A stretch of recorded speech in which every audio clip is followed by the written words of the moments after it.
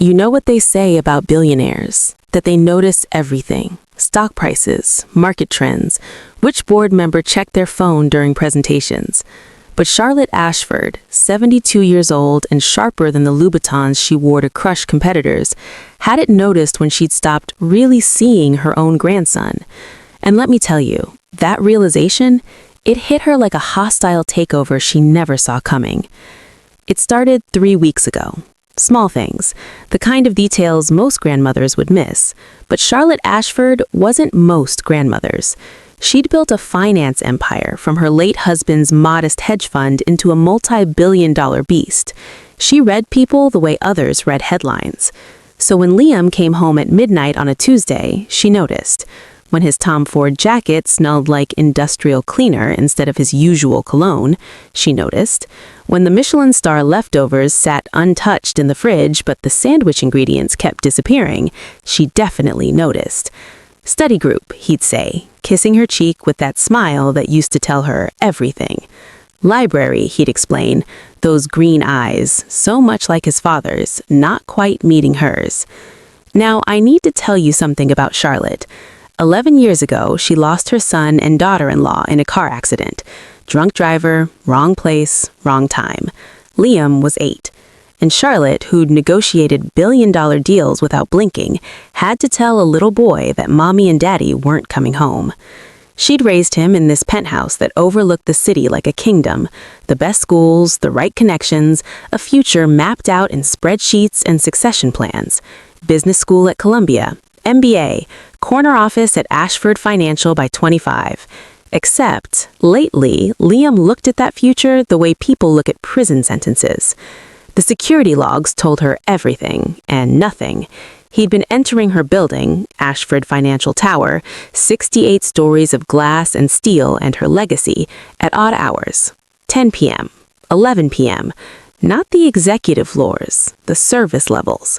What the hell was her grandson doing in the maintenance levels of her own building? If you're already hooked by Charlotte's mystery, wait until you see what she discovers. Like and follow for the truth that'll break your heart wide open. Thursday night, Charlotte made a decision. She told Marcus, her driver of 20 years, to bring the second car, the one without the Ashford financial plates. Mrs. Ashford? Marcus raised an eyebrow. Don't ask questions you don't want answered, which was corporate speak for mind your business. At 9:47 p.m., she watched from her bedroom window as Liam left the building, not in his usual tailored clothes, but jeans and a Columbia hoodie, backpack slung over one shoulder. He looked young. God, when had he looked that young? She followed him. Charlotte Ashford, in a Chanel suit and Cartier watch worth more than most people's cars, followed her grandson onto the subway. Have you ever been on the New York subway at 10 p.m.? Charlotte hadn't, not in 40 years. The fluorescent lights made everyone look sick. A man was singing opera for dollar bills. 2 teenagers were arguing in Spanish. The whole car smelled like humanity, sweat and perfume and dreams and desperation all mixed together. Liam sat with his headphones in, staring at nothing, and Charlotte stood 3 people away, feeling like a spy in her own life. They got off at 57th Street, her building. He used the service entrance, the one she'd only seen on architectural plans. Charlotte waited 30 seconds, then followed. The service elevator smelled like cleaning supplies and honest work. It descended past the floors where traders made millions, past the conference rooms where she'd fired and hired and built her empire, down to sub-level 2. Maintenance, janitorial, the floors that kept her tower running that she'd never actually visited. The doors opened to fluorescent lights and concrete floors. Her voices, Liam's, her laugh, the sound she used to hear every day when he was little, before grief made him quiet. Charlotte moved like a ghost in expensive shoes, following the sound. The break room door was cracked open, and what she saw through that crack rewired everything she thought she knew about Liam.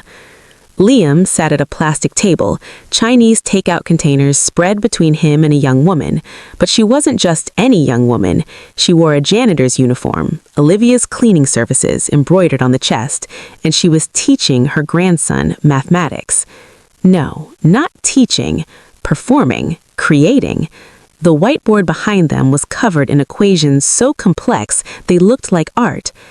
"See, the Navier-Stokes existence and smoothness problem," he was saying, her voice alive with passion.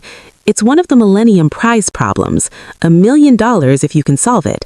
But what's fascinating isn't the money, it's the implications for quantum computing, for understanding turbulence, for—" "Mia, you're going to solve it one day," Liam said, and Charlotte heard something in his voice she'd never heard before. Awe. Pure, absolute awe. "On a janitor's salary?" Mia laughed, but it wasn't bitter, just realistic. "I'm teaching myself from library books and YouTube lectures, Liam. MIT doesn't accept students who can't afford the application fee." Charlotte's hand went to her chest. This girl, this brilliant, luminous girl, was solving million-dollar mathematics problems during her break from cleaning toilets. Her toilets. In her building. "I brought the textbooks you wanted," Liam said, pulling 3 massive books from his backpack. "Borrowed them on my student ID, and—" he pulled out a sheaf of papers from that physicist at Caltech. "Liam, you can't keep doing this. If your grandmother finds out—" "She won't. She's too busy running the world to notice where I am at night." That sentence hit Charlotte like a slap. True, but devastating. Then the door opened behind Mia, and another woman entered. Older, tired in the way people who work 2 jobs understand tired. She stopped when she saw Liam. "Mija?" she said carefully. "¿Quién es?" "Mama, this is Liam. He's my friend. I told you about him." The woman, Olivia, Charlotte realized, Olivia Reyes, employee ID 4792, name on a list of thousands she'd never looked at, studied Liam with the eyes of a mother who'd learned not to trust easy smiles from rich boys. "Mrs. Reyes," Liam stood immediately, respectful. "I'm Liam Ashford. Mia tutors me in mathematics. I bring food as payment since she won't accept money." Ashford. The name hung in the air. Olivia's face shifted. Recognition, wariness, pride fighting with something that looked like fear. "We don't need charity," Olivia said quietly, dignity wrapped around her like armor. "Mia, you have your own studies. This," she gestured at the feast of takeout, "is too much." "It's not charity, Mama. He's my friend. We help each other." Charlotte watched Olivia's face, saw a mother's love, a mother's sacrifice, a mother's terror that her daughter's dreams were too big for their bank account. "I need to start my rounds," Olivia said finally. She touched Mia's cheek, said something soft in Spanish, then left. Charlotte stood frozen in the hallway, her heart doing something it hadn't done since the day she buried her son. It was breaking, cleanly, completely. The next part will absolutely destroy you. Follow to see how a billionaire's world comes crashing down in the best possible way. After Olivia left, Mia pulled out a notebook. Worn, pages filled with handwriting so precise it looked like computer print. "Can I show you something?" she asked Liam. "Always." She opened to a page covered in equations. "I've been working on this for 2 years. It's an application of Navier-Stokes to quantum fluid dynamics. Nobody's approached it this way before. I wrote to a professor at MIT, Dr. Sarah Chen. She actually wrote back." "What does she say?" "That I should apply to their doctoral program, that this work is potentially groundbreaking." Mia laughed, but it cracked around the edges. "Doctoral program. I can barely afford community college." "Mia, you know what's funny?" She wasn't looking at him anymore. "My mama was an accountant in Colombia, certified public accountant, top of her class. She came here after my papa died, thinking her degree would matter, thinking she could provide for me. But here, her credentials mean nothing, so she cleans buildings owned by people who make more in a day than she makes in a year." Charlotte's legs felt weak. She reached for the wall. "She works 2 jobs, night janitor here, day housekeeper at the Marriott, sleeps 4 hours. Every penny goes to my community college tuition, and her voice broke, "I solve mathematics that could change the world, and I do it on scrap paper during 15-minute breaks." "It's not fair," Liam said quietly. No, but fairness is for people who can afford it. Liam reached across the table, took her hand. I hate business school. Every single day I sit in classes learning how to make money from money, and all I want to do is write. Philosophy, literature, understanding why people do what they do. But Ashfords don't write. We acquire, we merge, we dominate. Two young people, Charlotte realized, caged by opposite prisons, one trapped by poverty, one by wealth, both brilliant, both suffocating. My grandmother, Liam said, lost her son, my dad, 11 years ago. Car accident. She never forgave herself for not being there more, for choosing board meetings over soccer games, and now she's making the same choices with me, and I don't know how to tell her I'm drowning in the life she's built for me. Charlotte's hand covered her mouth. Oh God, he was right. She was doing it again, choosing control over connection, legacy over love. Mia checked her phone. I have to get back. Mama will worry. Same time tomorrow? Always. They hugged, brief but real, and Charlotte saw it. Not romance, but something deeper. Recognition. Two souls who saw each other clearly in a world that refused to see them at all. After Mia left, Liam sat alone at the table, staring at the equations on the board. He pulled out a notebook. Not for business school, Charlotte realized, but filled with poetry, philosophy quotes, half-written essays about meaning and purpose, and the things that matter when money means nothing. Her grandson. Her beautiful, lost, brilliant grandson. Charlotte stepped into the room. Liam looked up, and the color drained from his face. Grandmother. Show me, she said, her voice steady despite everything shaking inside her. Show me what she's working on. 20 minutes later, Charlotte sat at that plastic table, reading Mia's notebook. She'd been a mathematics minor at Vassar before marriage and business took over, before she forgot that numbers could be beautiful instead of just profitable. Mia's work was extraordinary, genuinely extraordinary, the kind of thinking that happened maybe once in a generation. You've been coming here for 6 months, Charlotte said. Not a question. Yes, to see this girl, to learn from her, to be around someone who does something because they love it, not because it's expected, to remember that there's more to life than the path you've built for me. The truth landed heavy. I failed your father, Charlotte said finally. The words felt like glass in her throat. He wanted to be an artist, paint, create, but I told him art didn't build empires, that he needed to think about legacy, responsibility, the family business. We fought about it the night he died. He was going to tell me he was quitting the firm, starting over, and her voice cracked, I told him he was being selfish, that he was throwing away everything we'd built. Liam's eyes were wet. Grandmother, I don't want to lose you too, but I'm losing you anyway, aren't I? By holding so tight, I'm crushing what makes you who you are.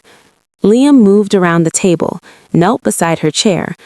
I don't want to disappoint you. You could never disappoint me, but I'm terrified I've disappointed you, that I've become the thing that stands between you and your life.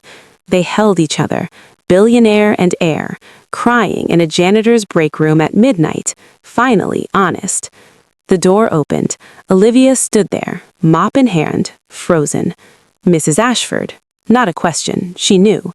Charlotte stood, straightened her jacket, became the woman who'd built empires. Mrs. Reyes. Olivia, may I speak with you? Olivia's face showed carefully controlled fear. If this is about Mia and your grandson, I assure you nothing inappropriate. Your daughter is a genius. Olivia blinked. What?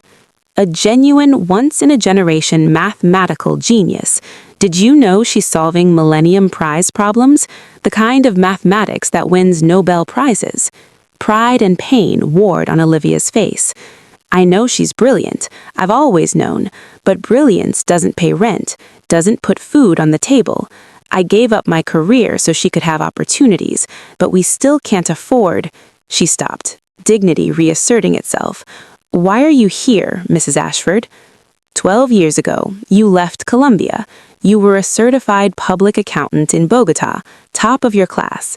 Your husband had just died. You came here with a 6-year-old daughter and a dream that your credentials would matter. Olivia's eyes widened. How do you... I looked up your employment file while my grandson explained who you are. Your degree isn't recognized here, so you clean my building at night and clean hotel rooms during the day. You sleep 4 hours. You've worked for my company for 8 years, and I never knew your name until tonight. I'm employee 4792, Olivia said, and it wasn't bitter, just factual. No, Charlotte said firmly, you're Olivia Reyes. You're a mother who sacrificed everything for her daughter's future. You're an accountant who deserves to practice accounting, and you're about to become my head of reconciliation and compliance at Ashford Financial, if you'll accept. Silence. Complete, stunning silence. I don't understand, Olivia finally whispered. I'm offering you a position in my accounting department. Your Colombian credentials matter. Your experience matters. I've been paying consultants from Harvard to do work you could do in your sleep. Starting salary is $180,000, full benefits, and I'll cover Mia's education, wherever she wants to go. MIT, Caltech, Harvard, full scholarship, research stipend, everything. Olivia swayed. Liam caught her arm. Why? Olivia asked, and the single word held years of broken promises, closed doors, dreams deferred. Because I've spent my whole life building wealth, Charlotte said, and I just realized I don't know the first thing about being rich. Your daughter taught my grandson that passion matters more than profit. You showed him that dignity isn't about bank accounts, and both of you reminded me what I lost when I chose empire over everything else. Tears tracked down Olivia's face. I don't want charity. It's not charity, it's restitution. I've been walking past brilliance for 8 years, too busy counting money to count what matters. Your daughter solves million-dollar problems on her break. You kept my books cleaner than my actual accounting department, and I never looked, never saw. That's on me. What happens next will restore your faith in second chances. Like and follow. This story isn't over yet. 3 months later, Charlotte stood in the same break room, but now it looked different. The whiteboard was still there, still covered in Mia's equations, but next to it was a new one, covered in Liam's philosophical essays, quotations from Camus and Kierkegaard and Toni Morrison. Mia sat at the table in an MIT hoodie, laptop open, video chatting with Dr. Chen about her research. Full scholarship, research assistant position, her mother's dream made real. Olivia arrived, no longer in a janitor's uniform, but in a sharp suit, tablet under her arm. She'd just presented to the board. Her analysis had saved the company $3 million in tax exposure. Mama! Mia jumped up, hugged her. Dr. Chen says my paper is ready to submit for publication. Mi amor, I'm so proud, Olivia whispered, and Charlotte felt the echo of every prayer this woman had breathed into the universe. Liam came in with coffee, laughing about something. He transferred to Columbia's literature program. His essay on the economics of meaning had just been accepted by the New Yorker. Grandmother's here, he said, grinning. I brought dinner, Chinese, from that place you two always ordered from. They sat together, 4 people from different worlds, gathered in a break room that had become something sacred. I have something, Mia said, pulling out a paper. For you, Charlotte. It was the solution, the actual, complete, verified solution to the Navier-Stokes problem she'd been working on. Dr. Chen had confirmed it. Peer review was pending, but it was right. If it's accepted, Mia said quietly, it's worth $1 million, the Millennium Prize. Charlotte stared at the equations, these beautiful lines that proved the universe could still surprise her. What will you do with it? She asked. Mia looked at her mother. Set up a fund for immigrant children whose parents' credentials aren't recognized, so no other kid has to watch their mother clean toilets when she should be changing the world. Olivia's hand covered her mouth, tears falling freely.